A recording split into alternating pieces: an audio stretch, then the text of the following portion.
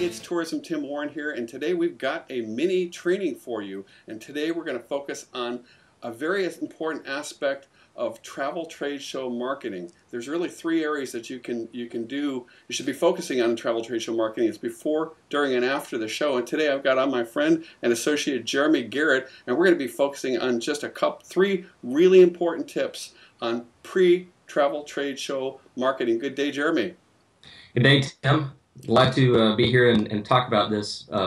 You and I, we've talked about this topic for years now, and I think it's just critical to help businesses, destinations, companies really realize more profitability when they're doing travel shows.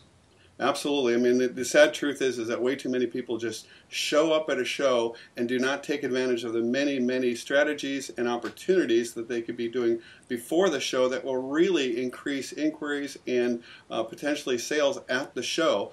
So just real quick, I want you to give people a couple cents overview of who you are. People know Okay. me. Well, my name is Jeremy Garrett. I'm the president of J2L Events. We manage large consumer and trade travel shows throughout the United States, including the Boston Globe Travel Show, the Philadelphia Inquirer Travel Show, and other events. Very good, very good. Well, today, folks, we promise to keep this short. Oh, it helps to start the timer, Jeremy. Anyway, so we're going to focus in on a couple things. And Jeremy, we had agreed that the three areas, we came up with about 5 or 6 tips, folks, but we're going to focus on, number one, package prep for preparation so that you can have something to sell on site. Number 2, we're going to talk about various advertising and promotional opportunities with show management. And number 3, we're going to talk about reaching out to your best prospects and alumni before the show and give them opportunities to connect with you. So why don't we jump right into number 1, which was your great idea, Jeremy, package prep for on-site sales. What have you noticed works best? What types of packages seem to move the best? Well, I think, and every company is different, every destination is different, every show is different, and they all have different demographics. For example, in the North, we see a lot of people that are very interested in cruise and sand and sun. Go further south, and you see more Europe. So it really depends on who your company is, what you represent. But in general, if you can craft some sort of a package, and it may be something that you already have in place, but it needs to be something that's easy to explain, easy to print up a little flyer and post in your booth, and basically it's just something to get people interested in you. It's a little nugget that you can use as a topic starter, and you can say, hey, have you been to this destination before? We've got a great trip, and here it is. It's a 6-day package, 7-day package, 3-day package, whatever it might be, and we're offering a special price during the show. And the idea is you really want to hone it down to the bare essentials so that you can get people interested in you, and you have something to just start that conversation with them. Because once you start the conversation, they may say, well, I'm not interested in that, but I am interested in this. So then you can craft something while you're there with them. What I've seen works best is if you have maybe a couple of different types of packages. You may have one that's, depending on, again, on the destination, a 3-day, a 5-day, a 7-day, a 10-day. You may have one that's more family oriented. You may have one that's for ladies out, something like that. So you can be very targeted with the types of packages that you offer. And the key then is once you have the package, now you can list it in the show guide, in the website, and so that when people are researching the show and they see, oh, there's a special package here. Here's a 5-day trip to Aruba, and it's $2,800. And if I book at the show, I can take another $100 off or another 10% off. So basically all it does is it gives you one more tool in your arsenal to stop people, to engage them, and to really hopefully end up with some sales. I'm just so glad that you brought that up and the way you languaged it, because folks, the key thing that the takeaway in this is you have to have a conversation starter in a busy trade show environment. And all of us are selling awesome trips, and we got all these different things. I like what you segment it by types of trips, markets that you're reaching, even pricing, but just come up with a few. And as you say, this is something you need to plan in advance. This is not something you throw together right at the show, but really by planning it in advance, then you can not only work with show management and get it listed there, but you can also work on then really integrating it with the next two steps, which is a perfect segment with about advertising and promotion with show management before the show. So let's talk a little bit about that, and even packaging, how that works with that. Okay. Most shows have either a complimentary ad, or they might have, a block ad that you can put in the show guide for a little extra charge. All of them have websites, and almost all of them list, specials or giveaways or discounts or things like that. And from our perspective, we know that those are some of the most popular pages on the travel show's website, because people are looking at, well, what can I do? The whole reason they're coming to a travel show is to research travel. And if you can offer something that's just really enticing, then you've got someone that is going to be interested in your product. I can't tell you how many shows I've been to where I see people coming in with the show guide. They've already got it highlighted, the certain companies that they're interested in. And the ones that they're interested in are the ones who've been able to promote themselves by listing the types of trips that they offer, or specials that they offer, or maybe a trip giveaway. And those are the ones that people are going to come to first.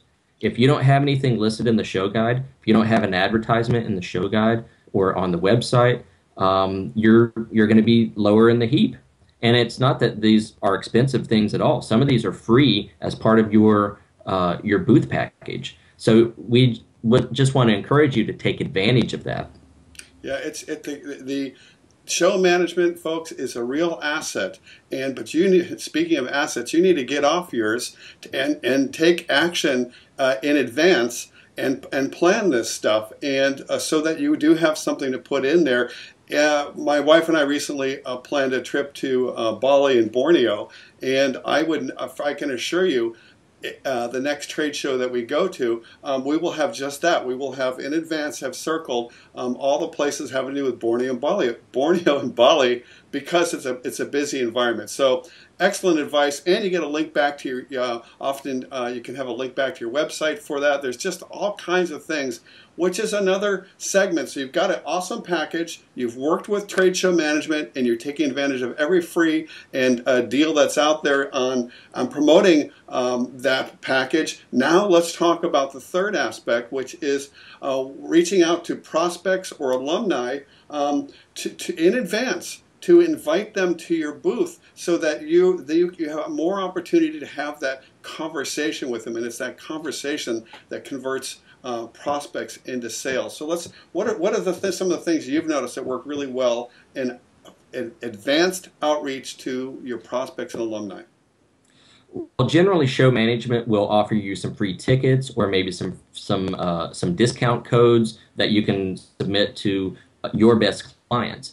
And again, the idea is you want to walk in the show floor and know you already have 20, 30, 50 meetings already set up with people that maybe have done trips with you before, or maybe it's someone who's on your Facebook list. And you can segment, Facebook and LinkedIn and all of those by categories.